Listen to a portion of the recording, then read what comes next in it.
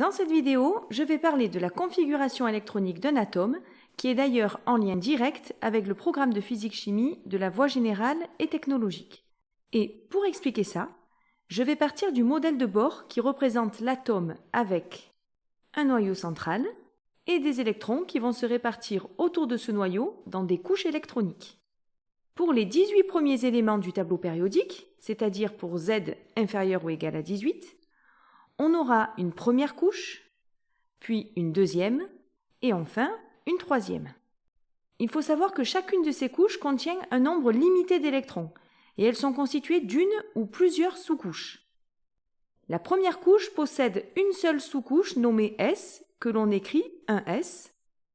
La deuxième couche possède deux sous-couches notées S et P, donc 2S et 2P.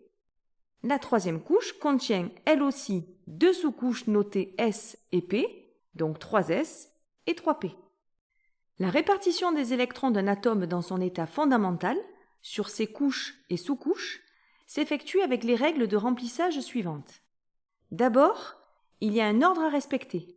1S, puis 2S, puis 2P, puis 3S et 3P. Ensuite, la sous-couche S ne peut contenir que 2 électrons au maximum. Et la sous-couche P ne peut contenir que 6 électrons au maximum. Du coup, on en déduit le nombre total au maximum pour chacune des 3 couches. 2 électrons maximum pour la couche 1, qui ne contient qu'une sous-couche S. 2 plus 6, donc 8 électrons maximum pour la couche 2. Et même chose pour la couche 3, 8 électrons au maximum. Maintenant, je vais illustrer ça avec des exemples. Prenons l'atome de carbone C6. Z égale 6, donc il possède 6 protons, et comme un atome est électriquement neutre, il a également 6 électrons que je vais placer en suivant les règles énoncées précédemment. D'abord, je place 2 électrons sous la sous-couche 1S, puisqu'elle ne peut pas en recevoir plus. Et je note 1S2 pour indiquer le nombre d'électrons mobilisés. Petite remarque au passage, lorsqu'une sous-couche ou encore une couche est pleine, on dit aussi qu'elle est saturée. Il me reste encore 4 électrons à placer. Je passe donc à la sous-couche 2S, où je place encore 2 électrons. Et j'indique donc 2S2. Et enfin, il ne me reste plus que 2 électrons à placer, que je positionne dans la sous-couche 2P, donc 2P2. On obtient la configuration électronique de l'atome de carbone, 1S2, 2S2, 2P2. Bien entendu, il n'est pas nécessaire de faire le dessin à chaque fois, mais pour l'instant, c'est juste pour illustrer et comprendre le principe. On va prendre un autre exemple. L'atome de soufre S16.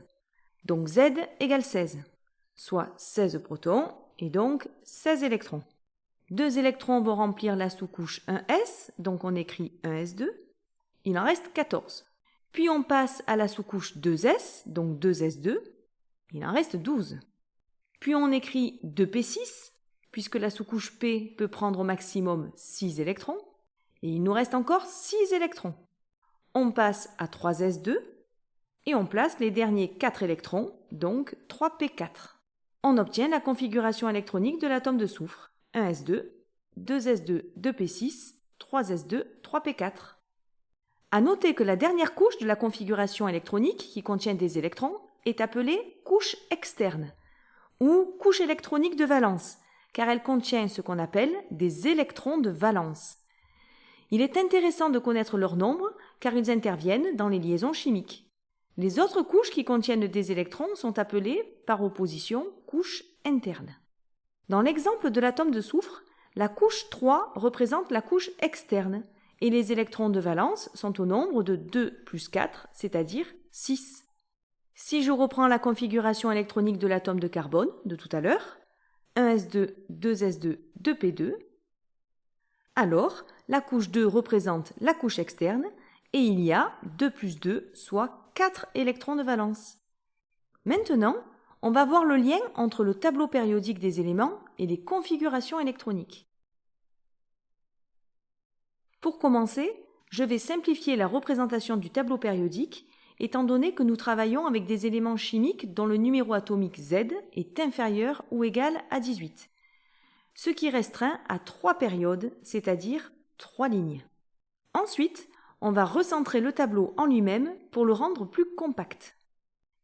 Et j'indique la configuration électronique pour les différents éléments restants. On distingue deux blocs. En violet, le bloc S, qui, comme son nom l'indique, est lié à la dernière sous-couche occupée S, et en bleu, le bloc P, qui est lié, quant à lui, à la dernière sous-couche occupée P. Observons de plus près ce tableau.